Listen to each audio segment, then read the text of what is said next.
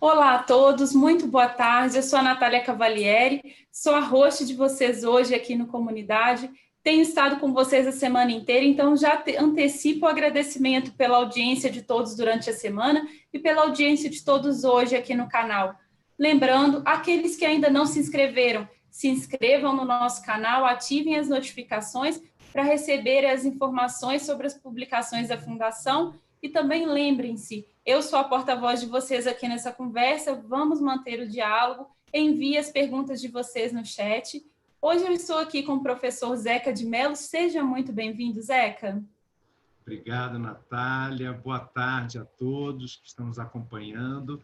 É um prazer ter um momento aqui de reflexão sobre um tema relevante para todos nós, então é uma alegria poder compartilhar um pouco das minhas aprendizagens e também das reflexões com vocês agora.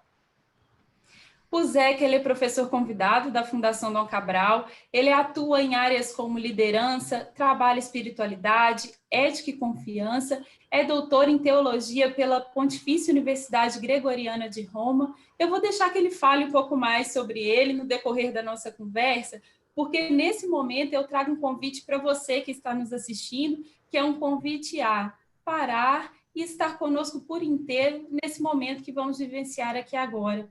Portanto, sente-se de forma confortável, se possível, diminui os estímulos externos, fecha aquela aba do e-mail, se for possível, deixa para responder aquele WhatsApp depois. Você é o foco da nossa conversa nesse momento, esteja aqui conosco por inteiro. Quem já assistiu o Zeca em outros momentos, sabe que as palestras dele e os momentos de fala dele são uma provocação à reflexão.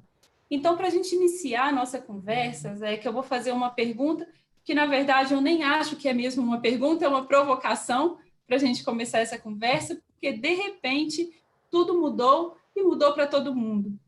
E vem aquele momento de angústia, e a gente pensa, e agora? O que vai durar? O que se mantém? O que se transforma? E esse momento de angústia, a gente pensa, às vezes, que ele vem da mudança. Mas aí eu lembro, inclusive, de uma fala, de uma palestra que eu escutei, em que você fala, viver é durar e durar é mudar. Então, a mudança, ela é inerente à vida. Então, o que nos causa tanta angústia? Às vezes não é mudar. Às vezes eu acho que é mudar na velocidade com que isso tudo aconteceu, que foram essas 3 últimas semanas. E aí eu queria que você começasse nos falando um pouco sobre isso. Eu queria iniciar com um gesto que eu costumo fazer em muitas palestras e aulas, que é o seguinte: os ouvidos mais perto da minha boca são os meus. Ou seja, tudo aquilo que eu vou compartilhar com vocês agora é fruto da minha reflexão, do meu estudo, mas também são coisas que me desafiam como aluno e como professor também. De fato, uma das coisas mais óbvias hoje é que tudo muda numa velocidade assustadora. Agora, nessas últimas semanas, nós, especialmente aqui no Brasil, mas no mundo todo, fomos atravessados por esse evento, por essa pandemia. E, de fato, a característica de um evento é isso que acontece de forma imprevista. E todos nós experimentamos, ao mesmo tempo, a fragilidade da nossa vida. Então, em momentos como esse, momentos de crise, uma pergunta ela aparece, que é a pergunta título da minha provocação. O que não muda quando tudo muda? É óbvio, a mudança é algo mais assim, claro da nossa vida. Nós todos experimentamos, como eu disse, viver é durar e durar é mudar. Já filósofos, mesmo antes de Sócrates, como diziam que a vida é contínua mudança, é contínuo devir. De fato, nós todos experimentamos isso. Eu não sou o mesmo, você não é mais a mesma do ano passado. Nós mudamos, mudar é próprio da vida. Mas uma pergunta surge, o que fica? Ou seja, o que não muda quando tudo muda? Falando de outro jeito, o que é importante que dure? O que nós temos que preservar especialmente num tempo de mudança. Eu trago à tona aqui um pensador, trago a fala de um pensador francês já falecido, chamado Paul Ricoeur, que ele dizia que, de fato, nós não somos mais os mesmos do ano passado, nós não seremos mais os mesmos depois desse evento, nem como indivíduos, como pessoas, ou como sociedade, como organização. Isso afeta a todos nós, esse evento, essa pandemia afeta a todos nós. Nós não somos, não seremos mais os mesmos, mas nós podemos dizer, sou eu mesmo. Quando nós passamos por um evento, por exemplo, por uma crise, você se modifica, mas você pode dizer, sou eu mesmo. Ou seja, o que não muda é a capacidade humana de dar sentido ao evento que nós passamos, ao evento que nos atravessa.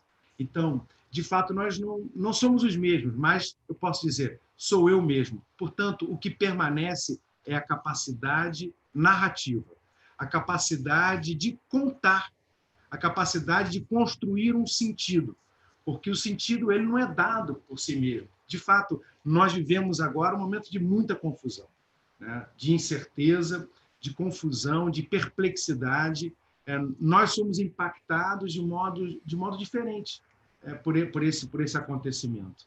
Então, de fato, o que não muda é a nossa capacidade de construir um sentido.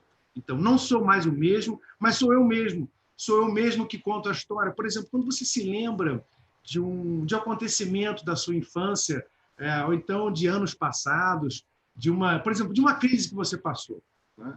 Quero que você traga à tona, pode ser uma crise de um relacionamento, uma crise profissional, ou um evento mesmo que tenha a perda de uma pessoa, um evento que tenha te atravessado de algum modo. Você pode dizer que aquilo te modificou, você não é mais a mesma pessoa. Mas quando você conta ou quando você narra, você está construindo sentido.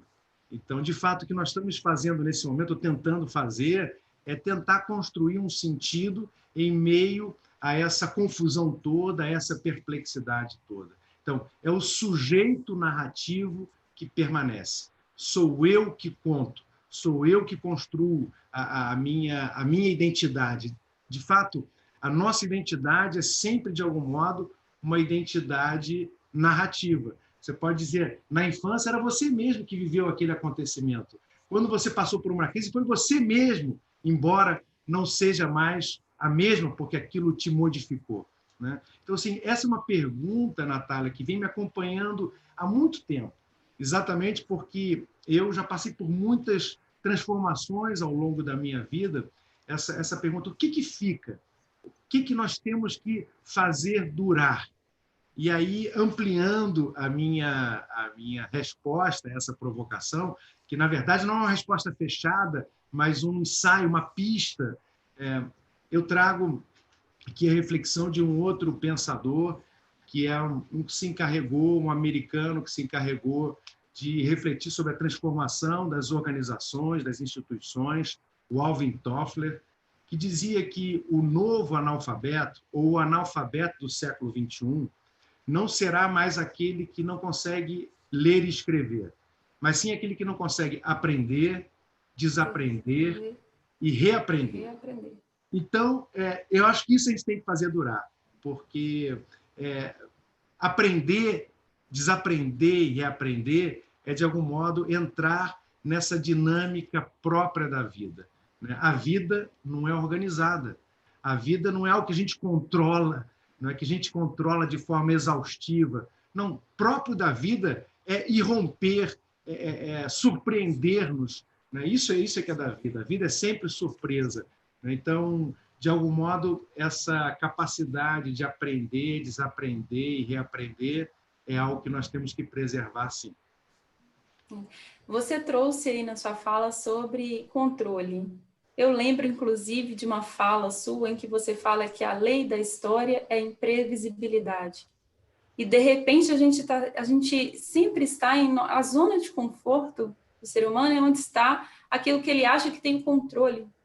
E, de repente, a gente vê e está posto que nós não temos o controle. E aí? De fato, essa fala é de um grande pensador, não é minha, eu me emprestei, que é do Chesterton, um pensador, filósofo e teólogo também, que faleceu em 1936, inglês, ensaísta, poeta também. O Chesterton tem uma fala que diz exatamente isso. Ele lembra que a única lei da história é o imprevisto. A única coisa que realmente acontece sempre é o imprevisto. A começar da nossa própria vida. Não é? Ninguém pediu para nascer, a nossa vida é um evento por excelência. O nascimento de uma criança, assim como a nossa morte também, não é? É algo que a gente não sabe quando é que vai ficar doente, a gente nasce e sabe muito pouco da nossa vida. Aprender a viver é, de algum modo, aprender a lidar com os imprevistos. Né? Com os imprevistos. Então, a nossa vida não é organizada mesmo, e a única lei da história é o imprevisto. Tem um outro pensador também espanhol, Ortega y Gasset, que dizia: nós não sabemos o que passa, e é exatamente isso que passa. Em espanhol ele diz: não sabemos lo que passa, esto es lo que passa. Nós não sabemos o que acontece, e de fato o que acontece é que nós não sabemos. Os filósofos já chamavam a atenção dessa incapacidade humana de compreender com profundidade o que está acontecendo. O próprio, um dos meus autores prediletos, a quem eu dediquei boa parte da minha vida a estudá-lo, Santo Agostinho, num determinado momento da sua vida, ele disse: eu me tornei uma grande questão para mim mesmo. Eu me tornei um grande problema para mim mesmo. Então, assim, a nossa vida é, de fato, ela escapa ao nosso controle. E essa é uma reflexão que, passando por momentos de crise, é muito importante ser feita. Né? Assim, ainda mais para quem trabalha com gestão. Né? Gerir, de algum modo, é estabelecer controles, parâmetros, né? Métricas. Né? Existe, de fato, a máxima que se aplica no mundo da gestão, que diz que não pode ser medido, não pode ser gerido. E está certíssimo. Só que a vida extrapola a gestão. E agora, de fato, nós estamos vivendo isso. Né? Então, uma outra pergunta que caberia justamente com essa questão do controle e do descontrole, né? Ou da falta de controle, ou da perda de controle. Quantos de nós fizemos, por exemplo, eu tinha vários planos, todos nós tínhamos tantos planos, e esses planos todos caíram. Né? Eu só vejo na minha agenda as coisas sumirem, sendo apagadas, e de fato, como é que a gente lida com essa situação? Essa é uma questão que desafia todos nós. Ninguém tem uma resposta pronta, nós estamos aprendendo à medida que vamos caminhando, de fato. Então, assim, por isso uma pergunta que vem junto com ela, que já me acompanha, voltando àquela ideia da desaprendizagem e da reaprendizagem, que eu acredito, e já há um tempo que eu venho elaborando essa ideia, eu acredito que as crises podem ser as nossas professoras, que as crises podem ser nossas mestras. De fato, não existe vida sem crise. Não existe vida sem crise. Nós nascemos em crise e morremos em crise. Crise é parte integrante da vida humana. Viver é passar por crise. Só recapitulando que a palavra crise tem uma origem bem remota. A palavra crise, ela vem da língua grega. E a primeira vez que ela foi utilizada, ela estava ligada ao corpo humano. A palavra crise vem do verbo grego, que significa separar, dividir. Em grego, a palavra é krino. Daí vem também as palavras que a gente usa em português, a palavra crítica, a palavra critério. São todas palavras filhas dessa mesma palavra crise. Então, inicialmente, para os gregos, a noção de crise estava ligada ao corpo humano. Ou seja, o momento decisivo da vida, em que se decide se vai viver ou vai morrer. Estava ligado, portanto, ao corpo humano. Depois, essa palavra, esse conceito vai se expandindo para outras áreas da vida. Hoje a gente diz que uma sociedade está em crise, que uma organização está em crise, que um projeto está em crise. Então, por trás da palavra crise se esconde essa noção de ruptura. Né? Por exemplo, quando a gente fala de uma crítica, a crítica é a arte da distinção. Então, no momento de crise, é um momento de depuração. Então, o que nós podemos aprender com as crises? Né? De fato, na experiência da crise, é possível um mergulho à profundidade. Então, eu falava da desaprendizagem para a reaprendizagem. Desaprender não é simplesmente jogar fora o que já se sabe, mas é abrir espaço para continuar aprendendo. Ou melhor, tomar distância daquela experiência. Ou ainda, a crise como uma professora, ela ajuda a criar novas disposições. Num mundo hiperacelerado, uma das grandes tentações que nós experimentamos é ficar preso na superfície das coisas. Tem sempre alguma coisa que pisca, que treme, que soa e nos diz: é urgente, é urgente. É fácil ficar na superfície dos acontecimentos. É fácil ficar só respondendo continuamente a estímulos. Quando nós passamos por uma crise, acontece um fenômeno, ou pode acontecer um fenômeno importante de desaprendizagem para reaprendizagem. A crise nos puxa por uma maior profundidade. Profundidade nos eventos e profundidade também na nossa própria vida. Então, de fato, a crise pode ser uma chance. Pode ser uma chance de desaprendizagem para reaprendizagem. Eu quero que as pessoas que estão acompanhando agora possam pensar um instante, por um instante, uma experiência que possam ter tido em suas vidas de crise.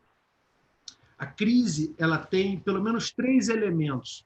Um primeiro elemento é o de ruptura.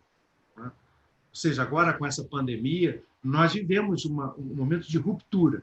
Né? O mundo não será mais o mesmo, uma modificação de muitas áreas da nossa vida, do nosso modo de aprender, enfim, nós não sabemos ainda medir isso. Então, nós estamos no olho do furacão, nós estamos no momento de ruptura.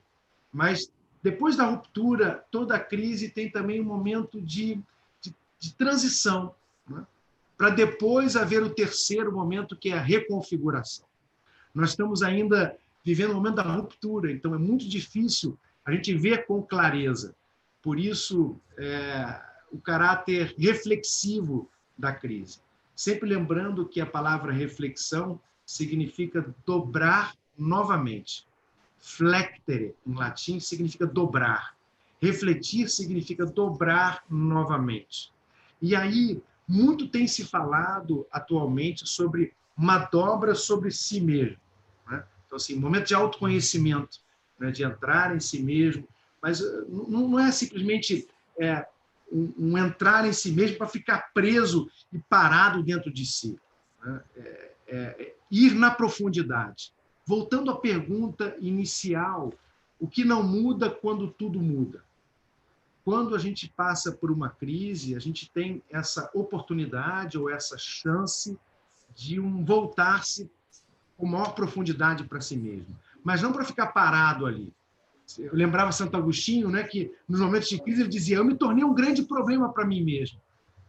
Quando um grande amigo dele morre, ele fala: eu me tornei uma grande questão para mim mesmo. Mas não ficar parado, mas transcender, ir além.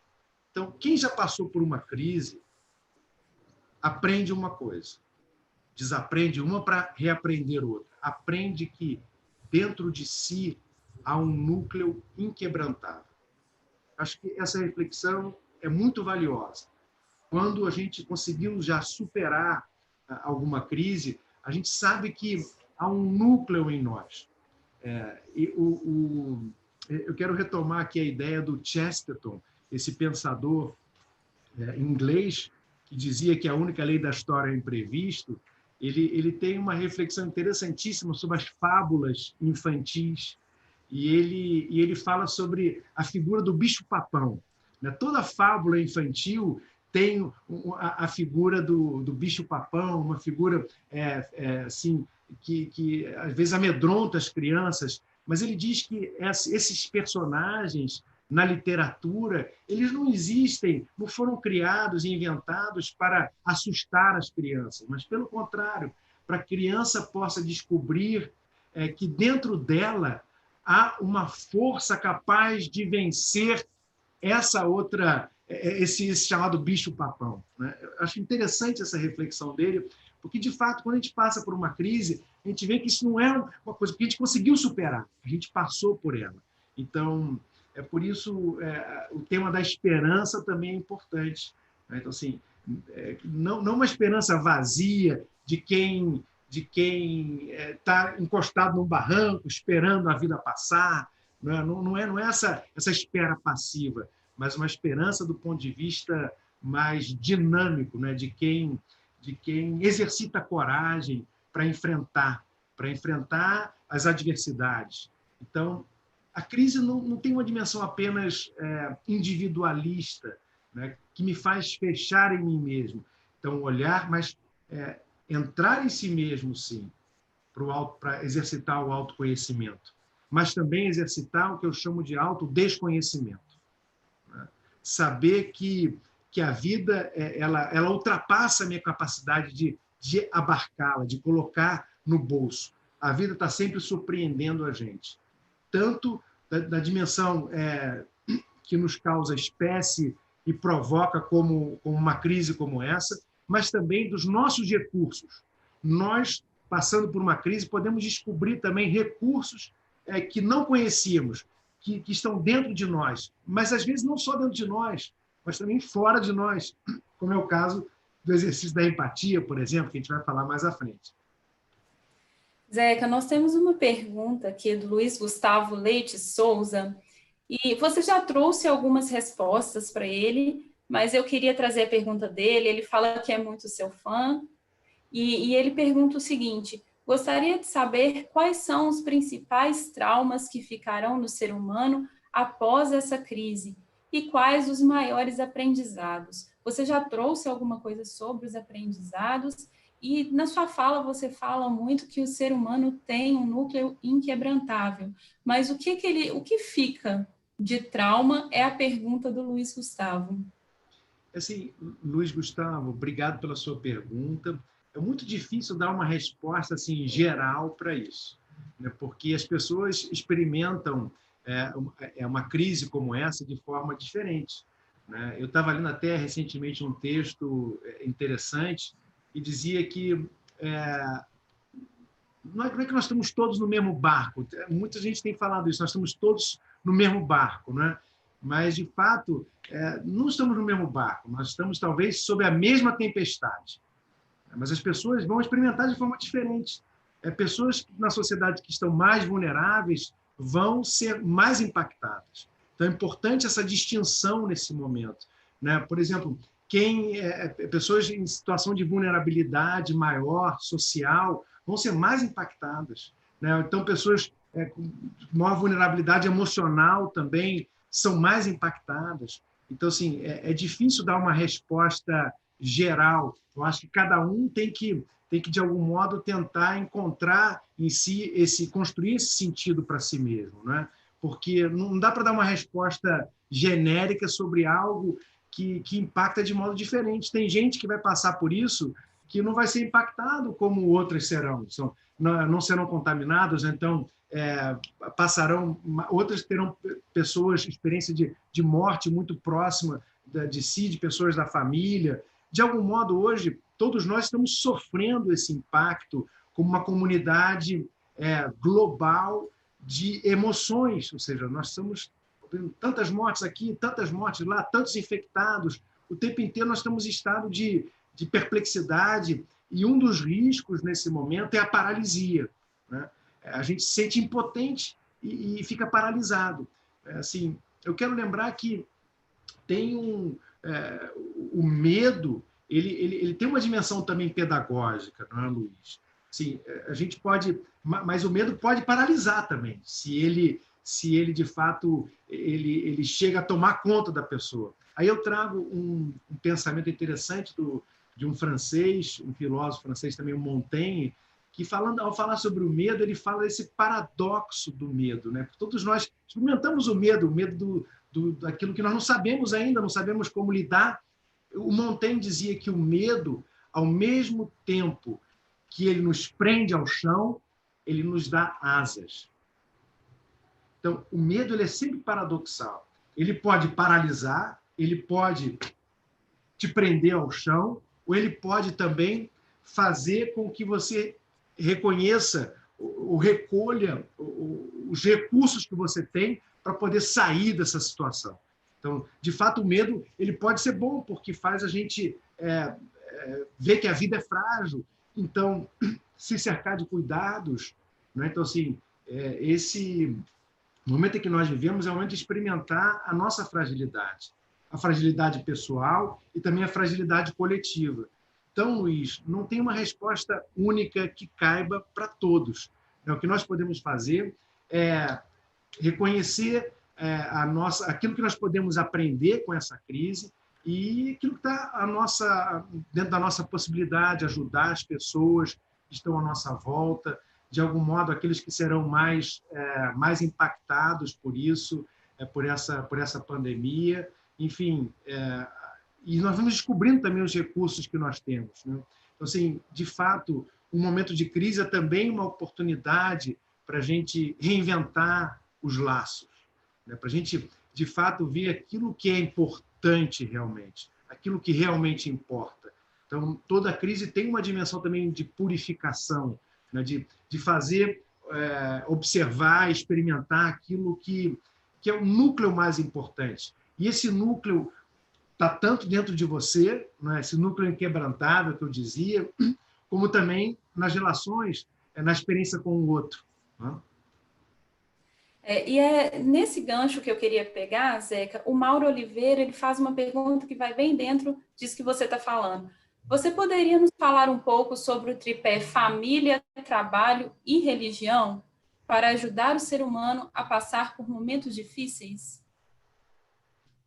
De fato, é o Mauro, não é, que nos faz a pergunta? Mauro Oliveira, é isso. Mauro, de fato, as pessoas que, nesse momento de convivência familiar, nossas primeiras experiências de relação estão na família, né? Assim, do cuidado.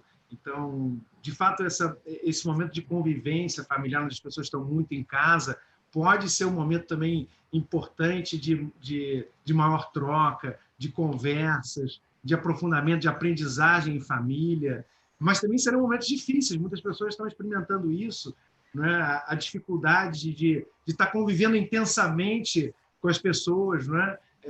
Então, de fato, assim, essa convivência familiar tem sempre um aspecto ambivalente, né? De um lado, uma oportunidade, maior aprofundamento, mas também de outro, essa possibilidade de conflitos, de desafios também. E a experiência do trabalho também é sentida de modo muito diverso pelas pessoas. Né? Muitas pessoas hoje estão ou desocupadas, ou porque perderam os seus trabalhos, ou pelo menos estão em casa sem saber o que vai acontecer direito no futuro.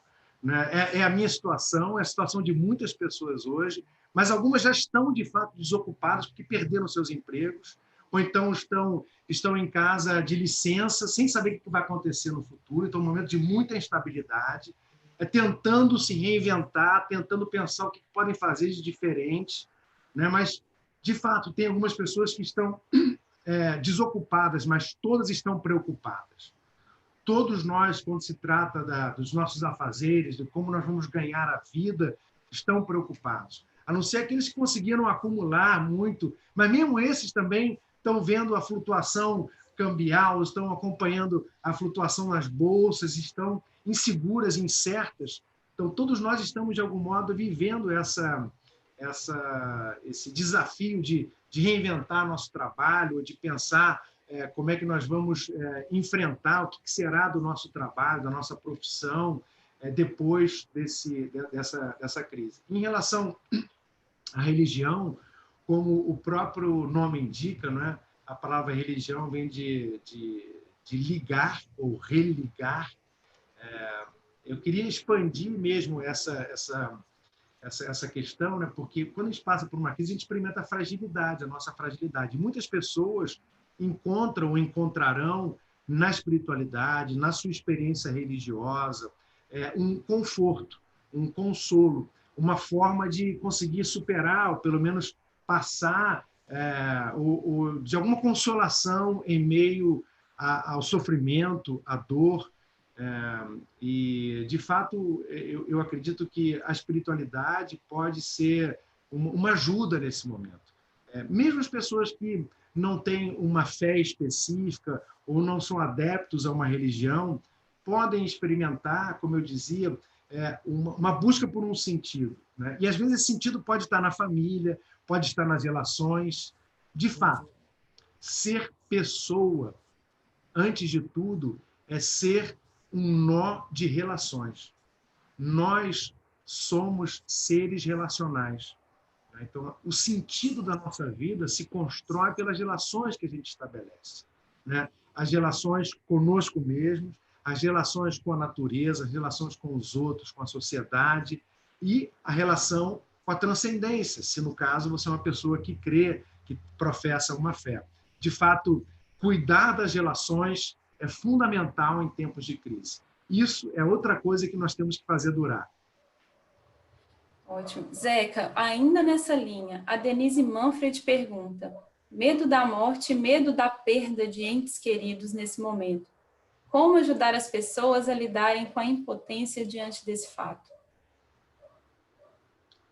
Quando nós experimentamos a fragilidade ou a nossa vulnerabilidade, e isso nos isola, de fato, essa experiência é uma experiência que nos diminui.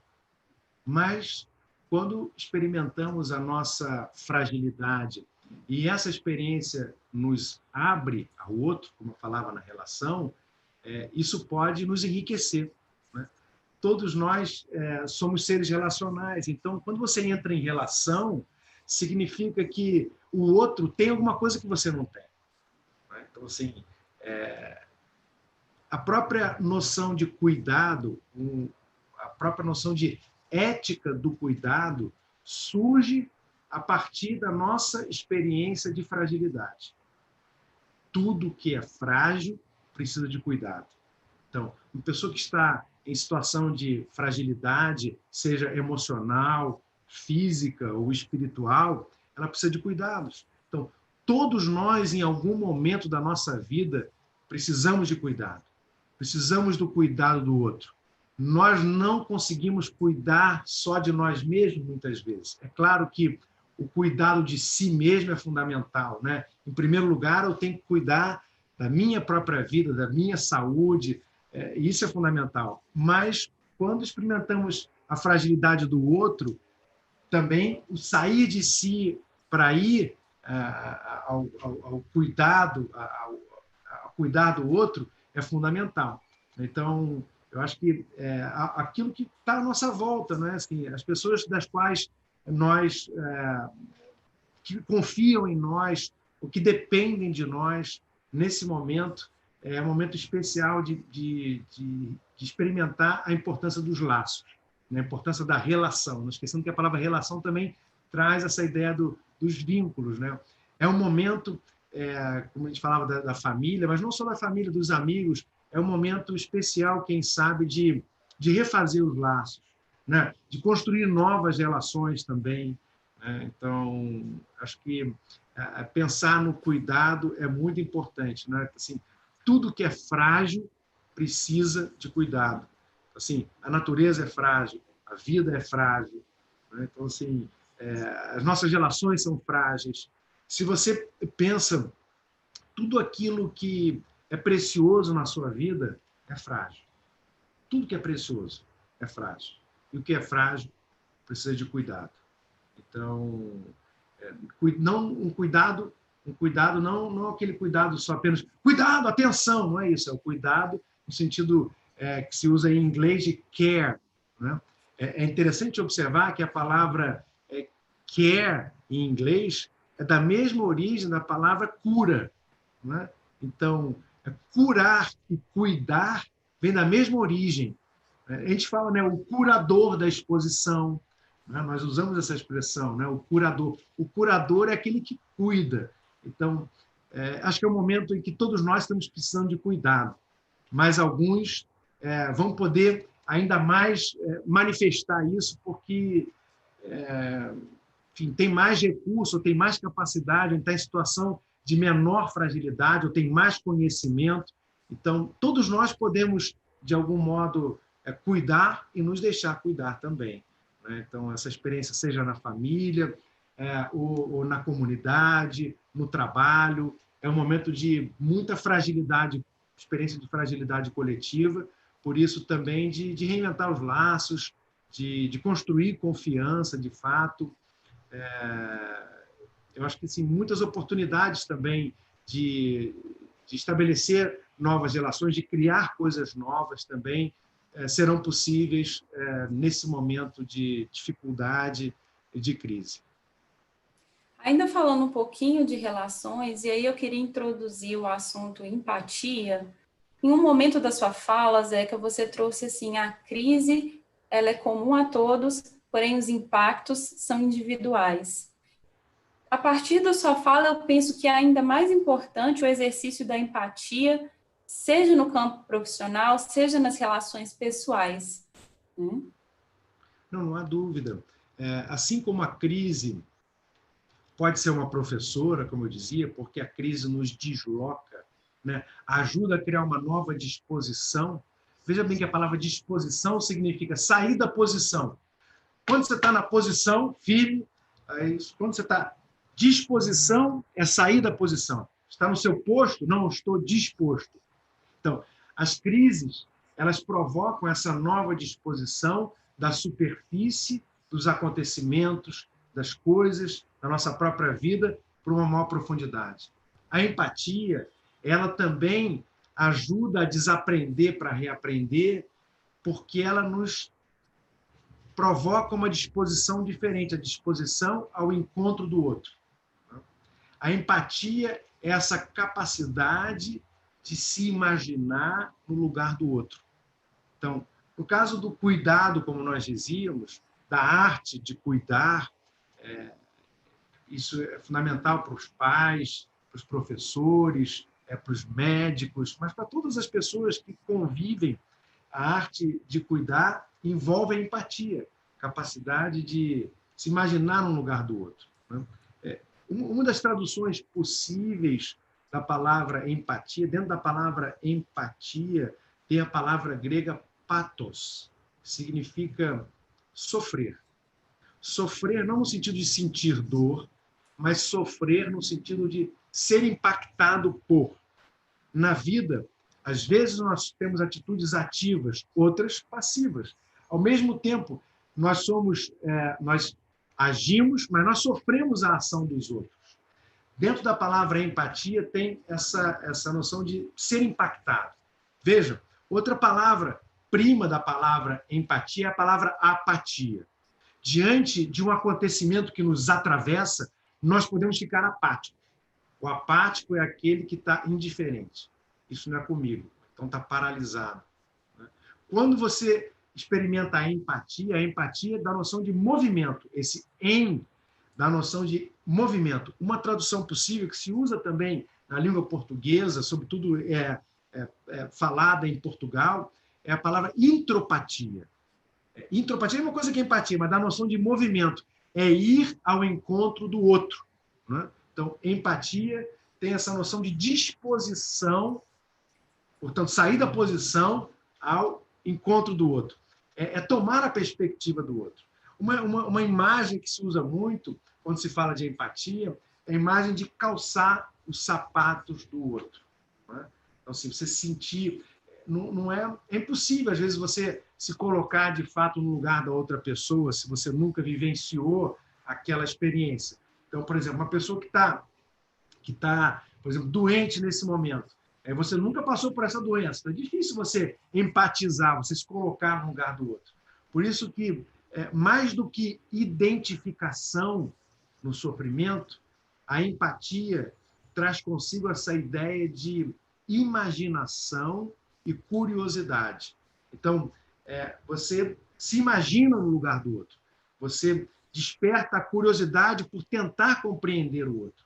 Assim, tem uma pensadora que escreveu uma tese no início do século sobre empatia em filosofia, que é Edith Stein, onde ela fala que empatia é a experiência da experiência do outro. Você entra em empatia quando você se dispõe a entrar na experiência do outro, com os recursos que você tem. Então, muitas vezes o recurso é de imaginação, o recurso é nutrir a curiosidade, mas, de fato, assim como as crises podem ser nossas professoras, eu estou convencido que a empatia também. Porque a empatia nos desloca. Então, toda vez que a gente é deslocado, a gente tem a oportunidade de desaprender para reaprender. Nos desloca não para a profundidade das coisas, mas nos desloca para a profundidade do outro. Né? Nos desloca para o lado, né? Para o outro próximo e para o outro distante. Então, é uma experiência de solidariedade. Nesse momento, todos nós sofremos junto com aqueles que sofrem de algum modo. Né? Nós sentimos, de algum modo, a dor do outro, seja porque estamos com medo, né? Ou porque, de fato, esse outro, nós somos impactados o tempo inteiro pelas notícias. Né? Então, a empatia ela pode ajudar numa maior compreensão de si mesmo, né? Porque é chave para o autoconhecimento. Quando a gente se vê ou consegue se enxergar no lugar do outro, isso enriquece a nossa vida. Basta rapidamente você se dar conta de que constantemente a vida está te trocando de lugar.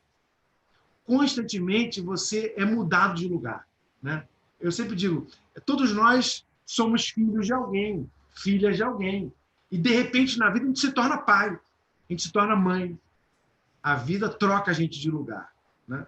Você foi aluno, foi aluna, você é aluno, e, de repente, pode ser que, no momento, você tenha que dar uma aula, você se torne professor. Né? Então, a vida te trocou de lugar novamente. Nem sempre a gente tem tempo e condições de refletir sobre essas mudanças que a vida faz. A empatia é um modo de aprendizagem das emoções. Vejam que dentro da palavra emoção, tem mesmo essa noção de movimento. A palavra emoção vem do latim ex movere, mover para fora. Né? Então, a empatia é o coração da aprendizagem emocional. Quando a gente entra em empatia, eu gosto dessa noção mesmo dinâmica, você está se imaginando no lugar da outra pessoa. Então, portanto, é sair de si mesmo e ir ao encontro do outro. Então, assim, você tem a oportunidade de ver o mundo a partir da perspectiva do outro. E isso enriquece enormemente.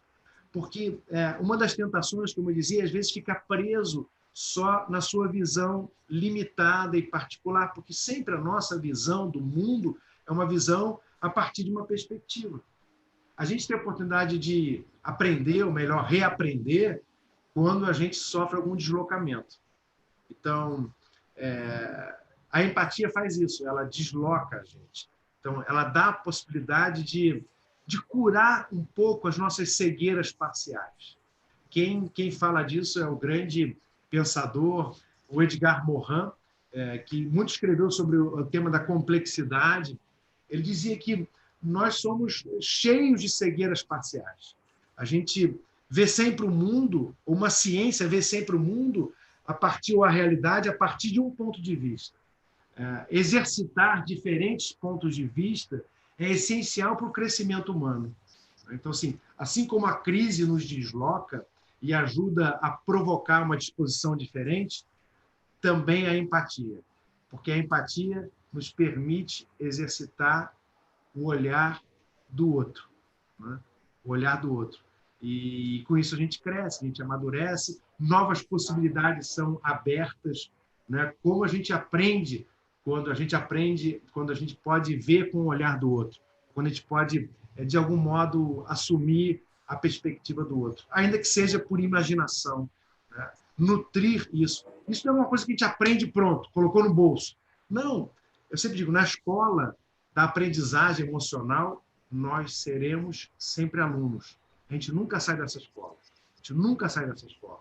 Não é que nem aprender uma tabuada, não é que nem aprender a capital de um país, não é que nem decorar algo, mas é exercitar uma disposição.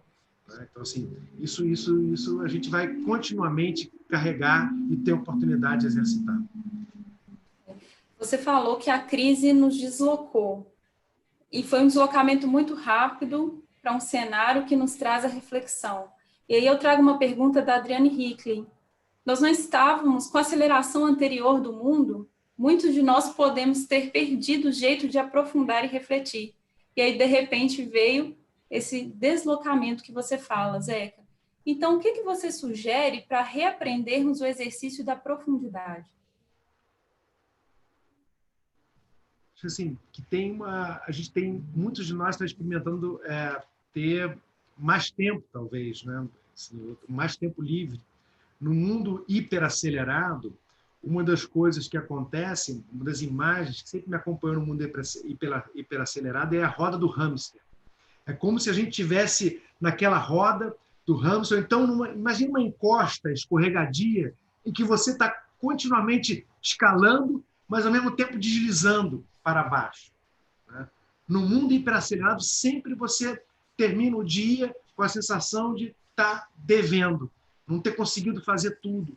E, de repente, muitos de nós, é forçado a desacelerar. Não é fácil. Não é fácil, ainda mais pessoas que foram acostumadas com a hiperatividade. Não é? Então, assim, o que a gente pode fazer nesse momento? Muitos de nós já estamos desacelerados, de fato.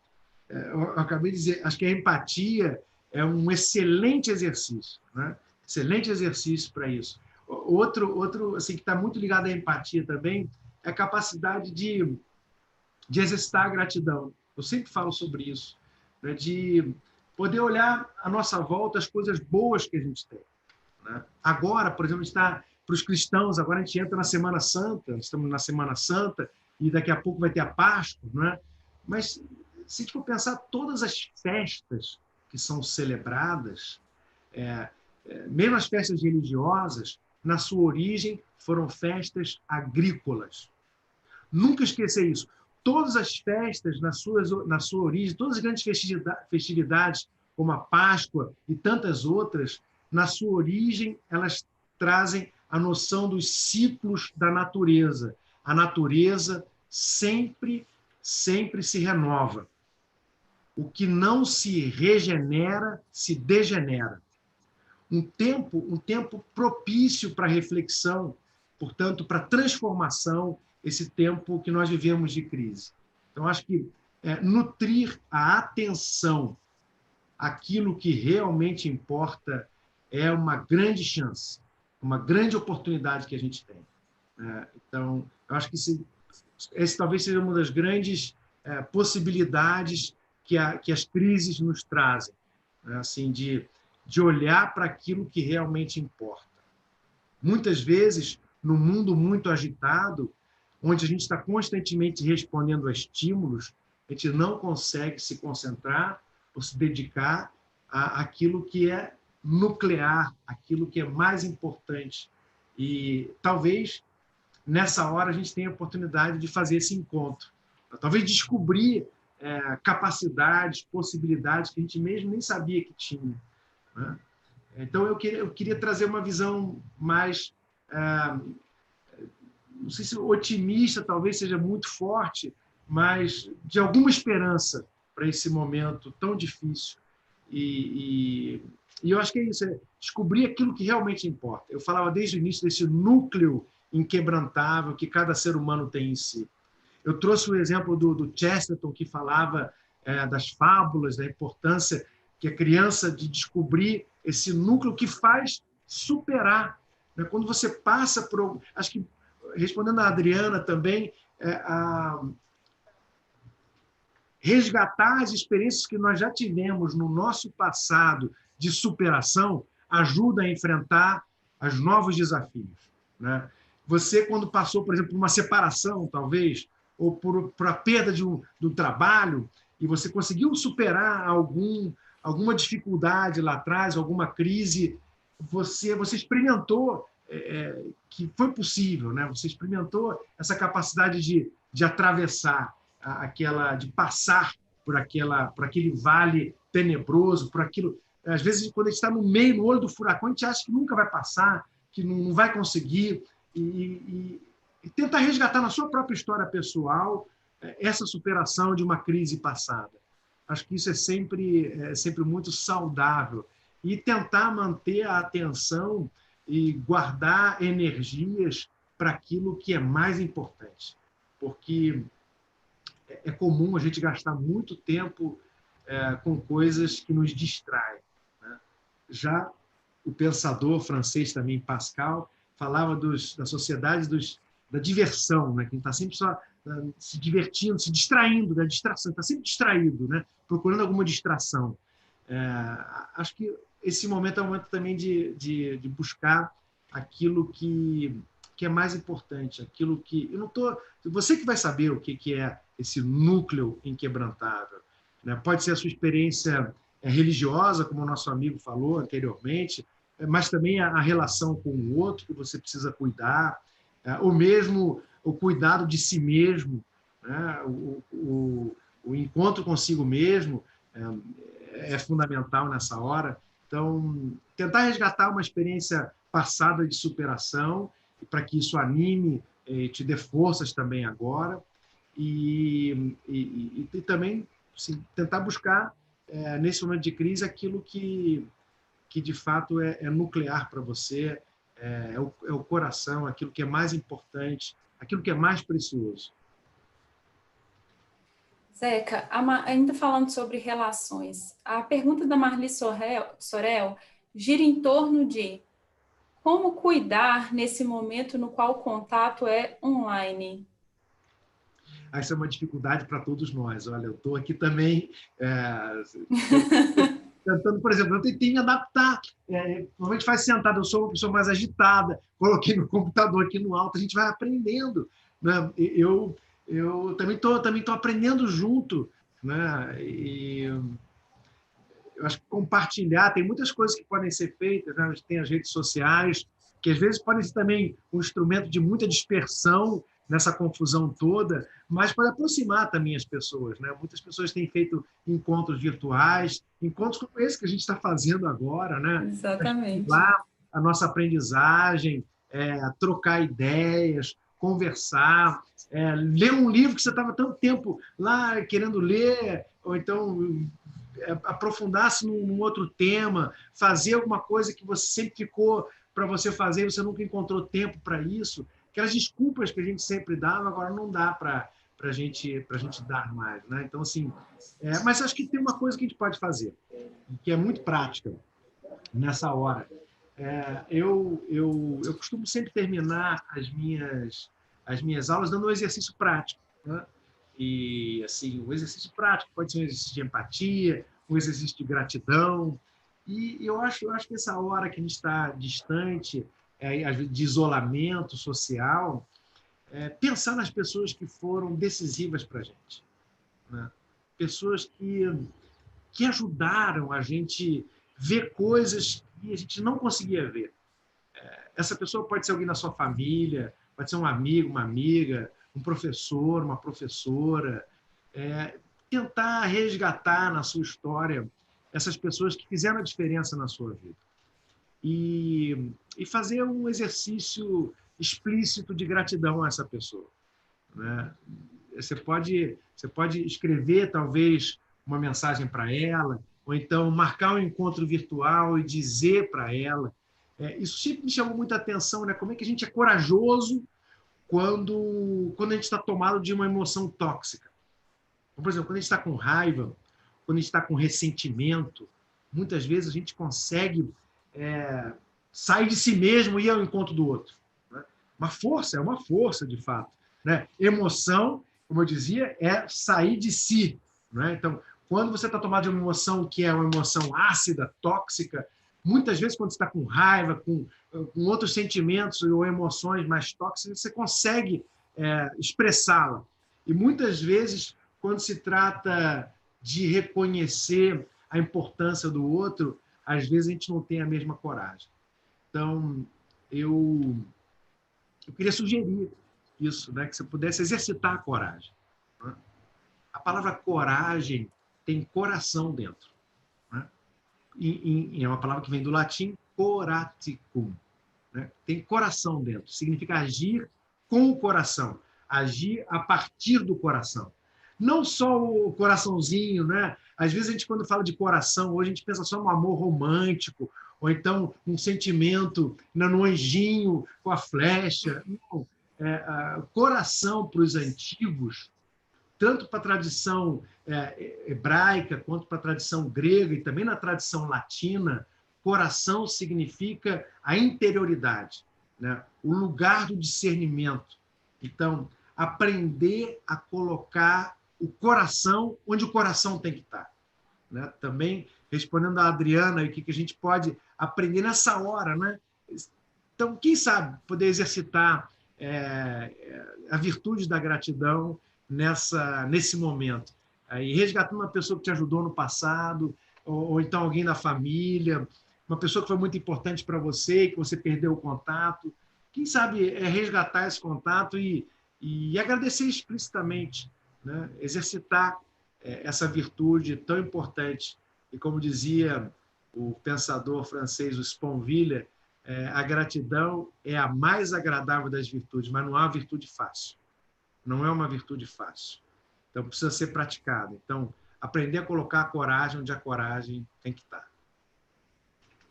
Zeca, eu ficaria aqui mais 1, 2 horas com você, esse bate-papo está maravilhoso, mas, infelizmente, a gente precisa caminhar para o final. Eu gostaria de agradecer muito a sua presença. E antes de encerrarmos, pessoal, eu vou compartilhar aqui com vocês uma novidade, vou compartilhar com vocês uma tela. A Fundação Dom Cabral, ela está com uma novidade para vocês, um presente. Nós estivemos aqui durante 1 hora com o Zeca e você foi o foco da nossa conversa. Você continua sendo o nosso foco na playlist inédita que a Fundação está lançando hoje, ela já está disponível para vocês. Essa playlist ela tem um objetivo, ela vai estar no nosso canal disponível com informações e vídeos com foco no seu desenvolvimento. É para você desenvolver habilidades e hábitos necessários nesse momento que estamos passando e também para cenários futuros. Os 3 primeiros episódios já estão disponíveis, são esses que eu compartilhei na tela com vocês. Tenho que dar conta neste estado de confusão. Você sabe a importância de blindar a sua atenção e como enfrentar o estresse e criar resiliência. Esses 3 primeiros episódios, assim como todos os outros que vão estar disponíveis, foram desenvolvidos por nossos professores e especialistas da Fundação Dom Cabral. Cada semana nós teremos novos conteúdos, são pílulas rápidas, 5 minutos, 2 doses semanais, então 2 vezes por semana, essa playlist vai estar disponível para vocês. Está ótimo, eu convido vocês a já ir lá, dar uma conferida, porque ela já está disponível. Zeca, novamente, muito obrigada por estar aqui conosco, foi ótimo, e eu gostaria de ouvir muito mais. Eu queria terminar com um pensamento. Pode falar. Então, porque a gente, o tempo todo, estava tentando refletir daquilo que é mais importante, como as crises fazem uma espécie de peneira, purificam. Então, é uma chance para perceber aquilo que é mais importante na nossa vida, nas nossas relações. Então, eu queria terminar como a gente falou também de esperança, estamos nesse tempo de festividades também. Toda celebração é, de algum modo, uma maneira de ver o avesso da história, né? Então, assim, é uma afirmação, mesmo em meio à dor, ao sofrimento, uma afirmação de que a vida é boa, de que a vida tem um aspecto bonito. Então, acho que é hora de tentar olhar para esse núcleo mais importante que a vida esconde e que ela revela também nesses momentos de fragilidade que nós experimentamos. Então, eu queria terminar com uma frase que é bem na linha agostiniana, na tradição de Santo Agostinho, que diz que a esperança tem 2 filhas lindas, a indignação e a coragem. A indignação, para não aceitarmos as coisas como estão ou como são, e a coragem para transformá-las. Então, acho que existe uma indignação profundamente pedagógica com tudo aquilo que é injustiça, com tudo aquilo que não é desumano, é indigno da humanidade. Então, muitas muitas experiências vão causar e nos causam indignação na atualidade. Então, a esperança, não no sentido de esperar, né, uma esperança passiva, mas uma esperança ativa. Portanto, que une indignação e coragem.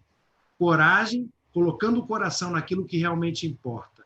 Então, aqueles que podem mais, fazer mais.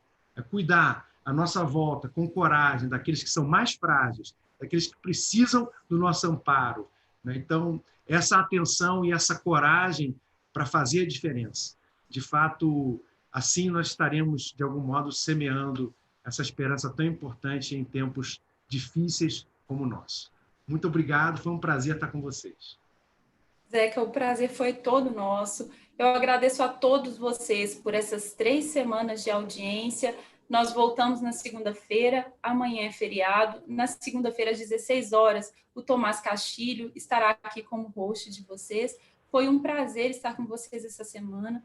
Desejo a todos um excelente feriado, um excelente final de tarde, muita saúde, especialmente muita esperança ativa, certo? Isso aí. Um abraço, pessoal. Obrigado. Obrigada, Zeca. Tchau, tchau. Tchau, tchau.